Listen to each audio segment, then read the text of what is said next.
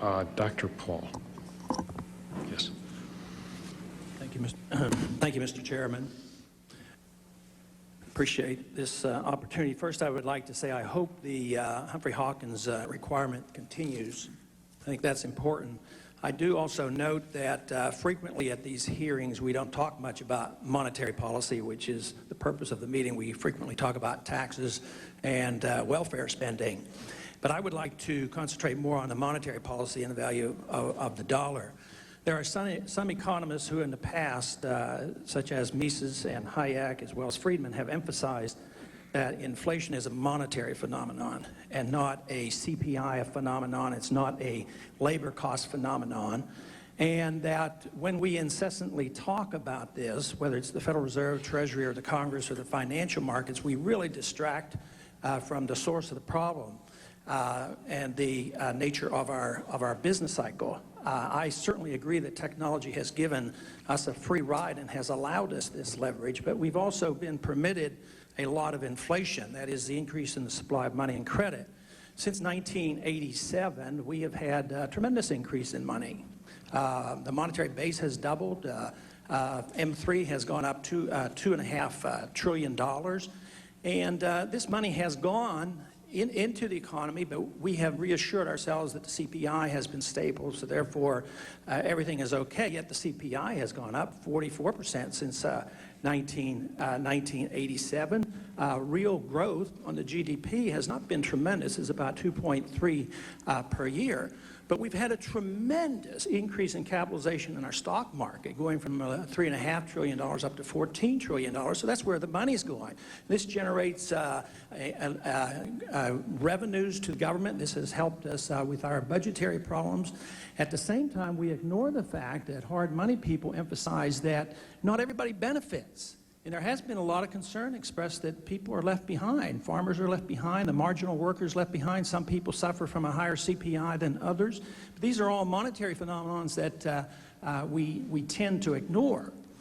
But you have admitted here today and in the past that the business cycle is alive and well and that we shouldn't ignore it. In your opening statement that we should be especially alert to inflation risks, and I think we certainly should be. And you have expressed concern today and at other times about the current account deficit. And this is getting worse, not better. Our trade balances are off.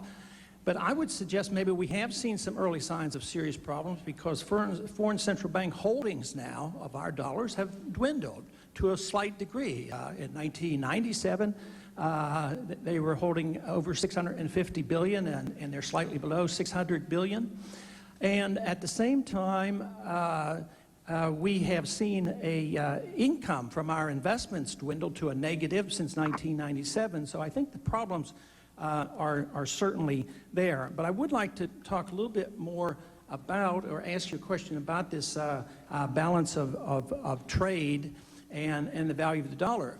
Because history shows that these dollars eventually will come back, and you have assumed that they will. But that is essentially the problem we got into in 79 and 80, and there's no guarantee that that won't happen again.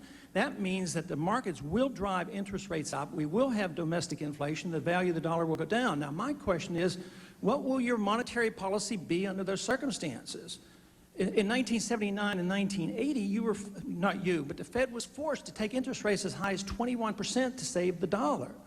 But my suggestion is it's not so much that we should anticipate a problem, that the problem is already created by all the inflation of the past 12 years, and that we have generated this financial bubble worldwide, and that we have to anticipate in that. And when this comes back, we're going to have a big problem, and you have to deal with it.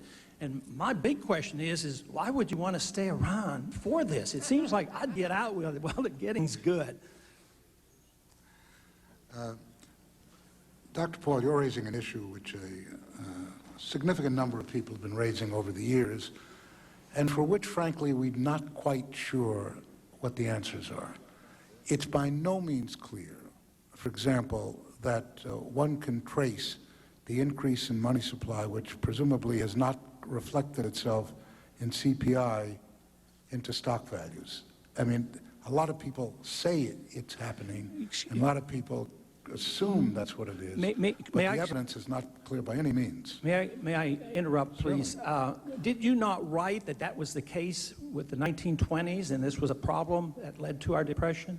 No, I didn't raise the issue that, in effect, that the money supply per se, what I was arguing many, many years ago, and I still think is doubtless the case, is that in 1927, involving ourselves with an endeavor to balance the flow of gold in favor of Britain at that time, that we did create a degree of monetary ease, which was one of the possible creations of speculation in the market in 28 and 29. What is not evident in today's environment is anything like that is going on. We cannot trace money supply into a speculative bubble. I think that if a bubble in fact turns out to be the case after the fact, we will have a considerable amount of evaluation of where it came from. But as I've said before this committee and indeed before the Congress on numerous occasions, I think that we are